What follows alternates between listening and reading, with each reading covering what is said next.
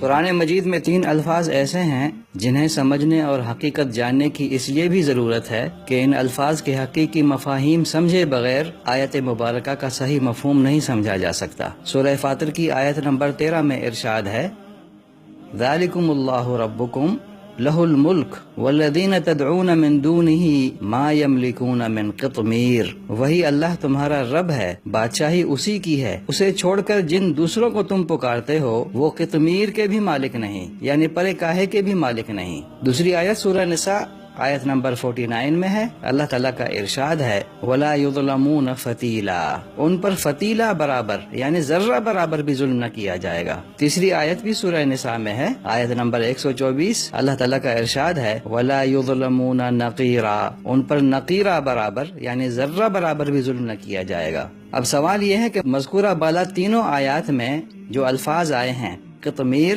فتیل اور نقیر، ان الفاظ کا مطلب کیا ہے؟ مزے کی بات یہ ہے کہ یہ تینوں الفاظ کھجور کی گٹھلی سے متعلق ہیں۔ قطمیر کا لفظ قرآن مجید میں صرف ایک مرتبہ آیا ہے، سورہ فاطر کی آیت نمبر 13 میں۔ قطمیر اس پتلی جھلی کو کہتے ہیں جو کھجور کی گٹھلی پر ہوتی ہے۔ جی ہاں، یہ جو تصویر آپ کو نظر آ رہی ہے، جو جھلی نظر آ رہی ہے، اس کو قطمیر کہا جاتا ہے۔ مراد یہ ہے کہ ایک انتہائی حقیر چیز جس کی کوئی قیمت نہیں۔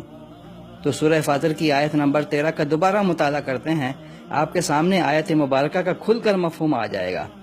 ذالکم اللہ ربکم لہ الملک والذین تدعون من دونہ ما یملکون من قطمیر۔ وہی اللہ تمہارا رب ہے، بادشاہی اسی کی ہے، اسے چھوڑ کر جن دوسروں کو تم پکارتے ہو وہ قطمیر، کھجور کی اس گٹھلی کے چھلکے میں بھی جو چیز ہے اس کے بھی مالک نہیں۔ دوسرا لفظ فتیل ہے۔ فتیل کا ذکر قرآن مجید میں 3 مقامات پر آیا ہے، سورہ نساء 49، سورہ نساء 77 اور سورہ اسراء 71۔ فتیل کا تعلق بھی کھجور کی گٹھلی سے ہے۔ کھجور کے گٹھلی کے شگاف میں ایک باریک دھاگا ہوتا ہے، اسے فتیل کہتے ہیں۔ یہ جو تصویر آپ کو نظر آ رہی ہے، اس میں جو باریک دھاگا نظر آ رہا ہے اسے فتیل کہا جاتا ہے۔ اللہ تعالیٰ کا ارشاد ہے، ان پر اس دھاگے کے برابر، فتیل کے برابر بھی ظلم نہیں کیا جائے گا۔ تیسرا لفظ ہے نقیر۔